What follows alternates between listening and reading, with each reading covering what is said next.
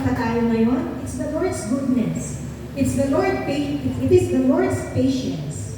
Hindi ba tayo nagtataka na sa tuwina na ikaw ay magkakasala, nariyan ang conviction ng Espiritu ng Diyos? It is the goodness of the Lord Jesus Christ. It is the patience of Christ. Hindi ba tayo namamanghari na madalas kapag tayo ay nagkakamali? May mga grasya na dumarating sa ating buhay. It speaks, it shows, it reveals the goodness of Christ and the patience of Christ, the forbearance of Christ that will lead us or bring us to repentance. Hindi ba kapag nakagawa ka ng mali at yung tao nagawan mo ng mali o ng masama, pag pinakitaan ka ng maganda, hindi ba nakukonflict ka? Hindi ba nahihiya ka? Hindi ba nanliliit ka sa iyong kaisipan na bakit ko nagawa sa tao yun ang bagay na yun? Ngayon, nakakabuti sa akin ang tao yun.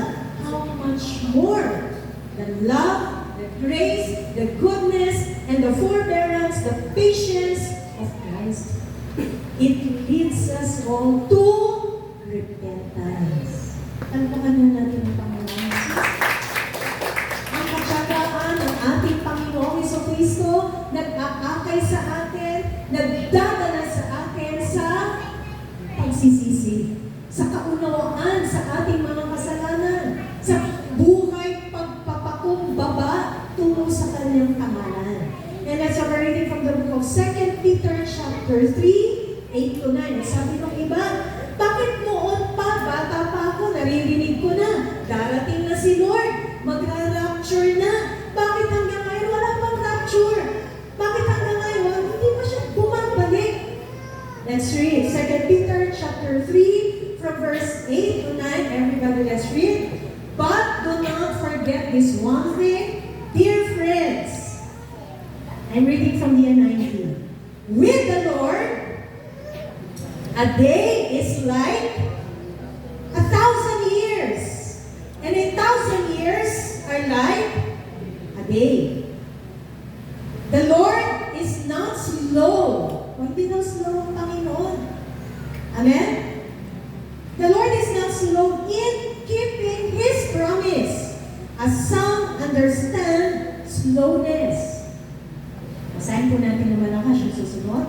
He is, ito po ay, ito ay sulat ni Pedro. Para doon sa mga mananampalataya ng mga Hudyo. At para sa lahat din ng mga mananampalataya. Sabihin na natin, the Lord is patient with me. Amen? Kung natin isipin na yun lang mga direktang sinusulatan ni Pedro ng mga panahon yun. Again, Peter says, He is patient with you, not wanting anyone to perish, but everyone to come to repentance. Ano pa na natin ang Panginoon? Kung dumating si Jesus ngayon, wag na ngayon. Kung dumating si Lord kahapon, sa tingin mo, naligtas ka ba? Hindi ka ba nagalit kahapon? Hindi ka ba provoke kahapon? Hindi ka ba nagkasala kahapon? O ngayon kaya, o bago kaya ang worship service? Meron kaya sa atin, bago nag-struggle pa, magsisimba ba ako o hindi? May gagawin ako. I'm not worthy. Diba? But the Lord is still being patient with us all. At ano pong sabi? The Lord, again, is not slow in keeping His promise, as some understand slowness. In effect, sinasabi ng Pedro, huwag kang mainip, kasi dahil sa iyo yan. Huwag kang mainip kasi binibigyan ka ng pagkakataon. Huwag kang mainip dahil nagtsatsaga pa siya sa iyo. Pinagtsatsagaan ka niya. Amen? Pinagpapasensyahan ka niya. Siya'y nagpapahinuhod sa iyo para hindi ka mapahamak. Amen? So, Ay, okay naman ako, Pastor Apple. Okay din ako ngayon. Ay, yung mga mahal mo sa buhay, okay ba? Are they prepared? Is your family prepared for the coming of the Lord? Napakanya natin si Jesus.